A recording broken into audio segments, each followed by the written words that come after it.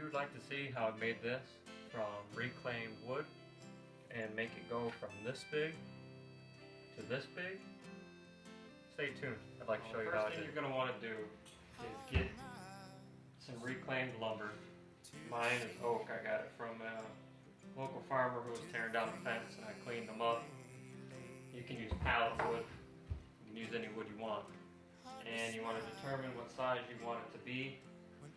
For what I'm going to do, I'm just going to make it 30 by 30 because some of this wood isn't that good. And I'll cut off the bad parts. And I'm going to start by trimming off the ends on one side of it. That's going to register against my stop block so it's nice and square.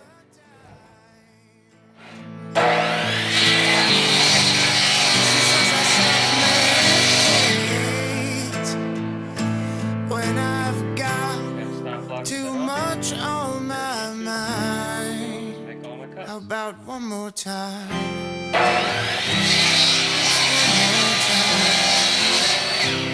Just one more time.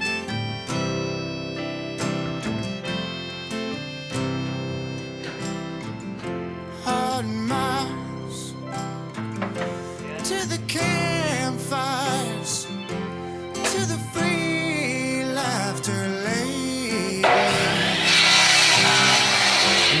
Smile when I'm with me, alone with me,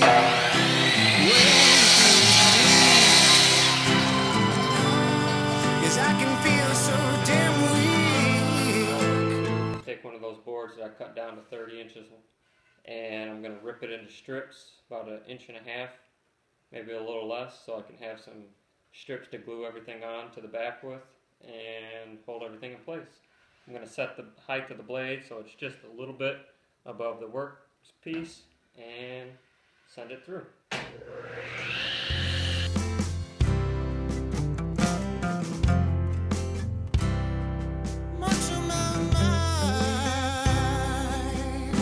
it's time for everybody's favorite part of the project, sanding.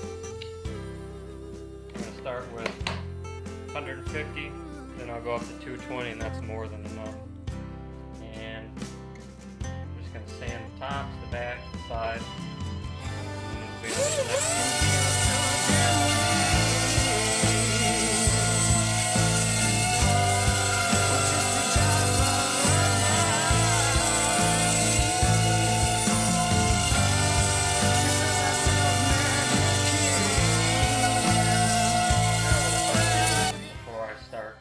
Putting it together is I'm going to stain the inside pieces before I do that, so it's a lot easier when I go to assemble it and you go to stain it. You'll never get that down in there good enough if you don't do it first.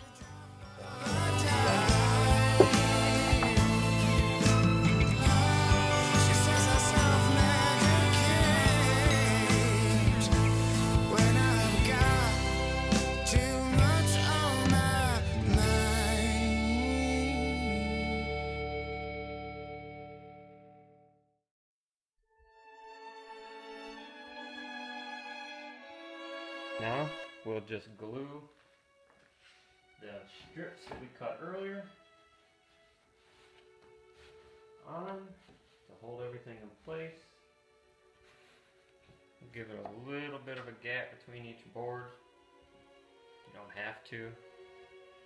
My boards aren't all the same thickness because I was going for a rustic feel. You certainly could join them and plane them and get everything level and square, but I thought it would be a little bit more interesting to do it this way.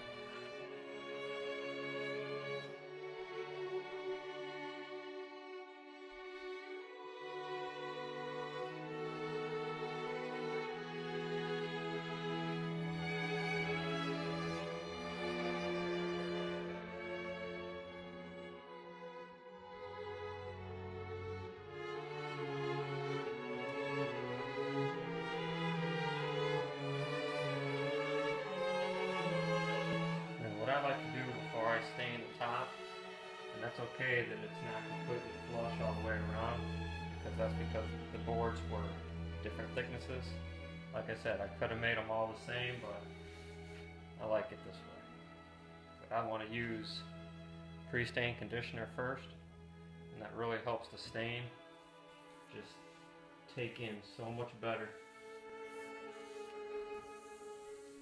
It's not a bad shade all on its own. Okay, sorry about that. Camera must have died and didn't catch all that. What I did, I put that pre-stain conditioner over the top, the sides, the back, everywhere that's going to receive stain, and it just helps it take a finish much better. And that's had time to dry now. Doesn't take long. And we're going to put the stain on now.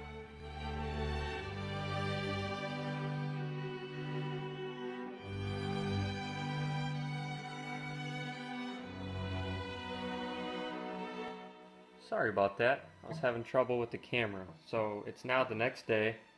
You don't have to wait that long. It's just because I was having trouble. I went ahead and stained both sides of it in the stain I chose, which was red oak. And after it's all stained, the next part of the process is where it gets a little bit fun. I took Matthias Wandel's Big print program that he sells on his website and found a template. And you take it into his software he has, and you can blow it up to the size that you want it. And Jay Bates, he did a great job explaining how to use it, and I'll include a link to both of those in the description because he can do a far better job explaining it. But basically you just take a picture that you want and you scale it up by size in the program, and in this case I just made my 2 reference points from here to here about 25 inches so that it leaves me a nice gap around everything. And then what it does, you take all the pictures, all the pieces of paper, and they have little lines on them for you to line everything up and put everything together, tape it all up. And what I'm going to do now, I'm going to take a razor and I'm going to cut along the outside of it on all these little lines, just cut everything out, which is just taking the negative image of it. And then that'll leave me with a template that I can now use. And I'm going to put that centered on here. And I'm going to lay the template down. And then I'm going to take some paint. And I'm going to paint it. And then I'm going to peel it while it's still wet. And that'll reveal everything that I just cut out, which is the whole United States. And I'll show you how I do that next.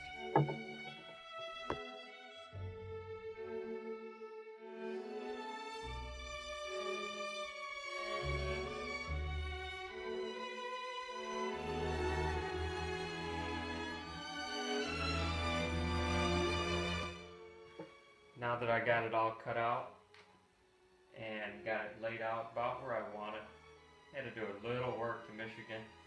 I may or may not have accidentally cut out all of Lake Michigan, so I had to patch that, get that back together. And what I'm going to do now is take the paint. This is just what I had laying around. I would have liked to have done it in all white, but I got this for $1 at the hardware store. Try to keep this cheap, right? I'm going to take it, put the paint on the brush, and I'm going to get all the edges very well so you can define each state, or at least the outline. Get that right. Then I'm going to peel it off, and I'm just going to paint the inside of it. And when it's all done, any little touch-ups that need doing, I can do that with a little artist brush. And, well, let's see how it turns out.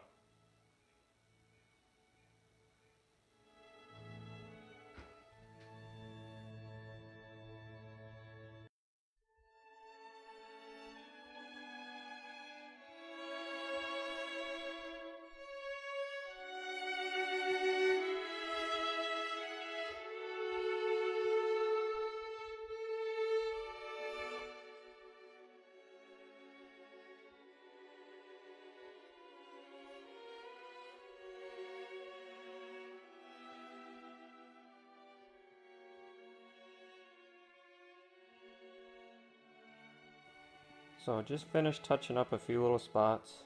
Got a few spots to go. And you can see, looks like the United States.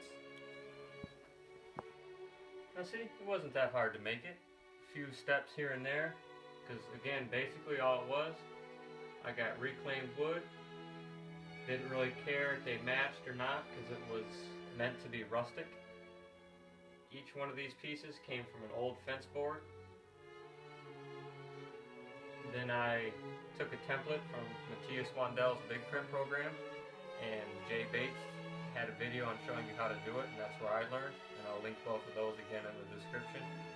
And it's amazing what all you can do. The possibilities are limitless. If you want your own home state to take up the entire piece, you could do that. If you want a horse, anything you want, it's up to you. And it didn't take that long to do. Most of the time was waiting for the stain to dry. And again, if you did it with paint, it would probably dry quicker, but I like the way the stain looks. And every piece of this, including the French cleats and the straps used to hold it in place, 100% reclaimed. So, nice piece, cost under 10 bucks with stain and screws, not that big a deal. So, hopefully you enjoyed the video and all the little errors I may or may not have had. It was my first video, so hopefully you'll stay tuned and let me know what you think. Let me know if I did your state justice or not, or if I accidentally screwed it up. Again, thank you for watching.